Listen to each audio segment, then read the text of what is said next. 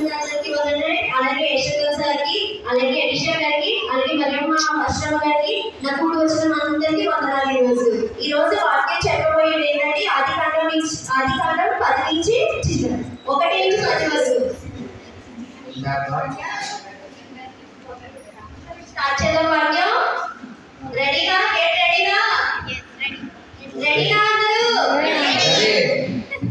In the God beginning created the heaven in the earth. ఆదియందు దేవుడు భూమి ఆకాశమును సృజించెను. In the earth was without form and where darkness was upon the face of the deep, and the Spirit of God moved upon the face of the waters. భూమి నిరాకారముగాను శూన్యముగాను ఉండేను, చీకటి అగాధ జలముల పైన కమ్మి ఉండేను, దేవుని ఆత్మ జలముల పైన అల్లాడించెను. And God said, let there be light, and there was light.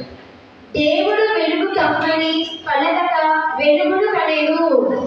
And God saw that light, and it was good. And God divided the light from the darkness. వెలుగు మంచిదైనట్లు దేవుడు చూచెను. దేవుడు వెలుగైందెను, చీకటి వేరుపరచెను. Then God called the light day, and the darkness He called night, and the evening and the morning were the first day.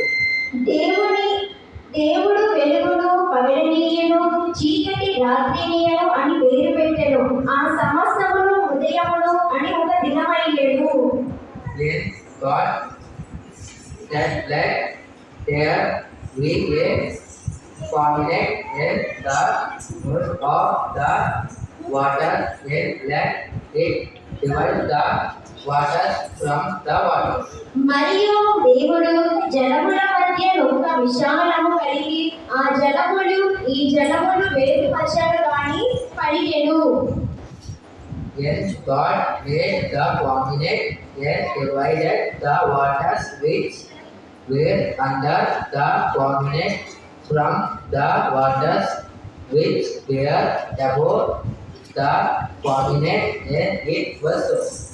దేవుడు విశాలము చేసి విశాలము మీద జలములు వేరుపరచగా ఆ ప్రకారం ఆయను.